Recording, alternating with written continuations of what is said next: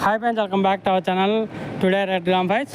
Friends, ఈ వీడియోలో మనం షోలాపూర్ మార్కెట్లో కందుల ధరలు ఎంత పడుతున్నాయో తెలుసుకున్నాము. ఈరోజు డేటు 2వ తారీఖు 3వ నెల 2026 సంవత్సరం.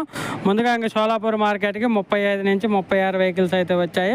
35 to 36 వెహికల్స్ అయితే వచ్చింది. ఇంకా పింక్ వెరైటీ ఒక కింటా కందులు 7,500 నుంచి 8,300 రూపాయల దాకా కొనుగోలు చేస్తున్నారు. 7,500 to 8,300 రూపీస్ దాకా. నిన్నటి మీద పోల్చుకుంటే ఒక 100 రూపాయల మార్కెట్ పెరిగింది కింటా దగ్గర.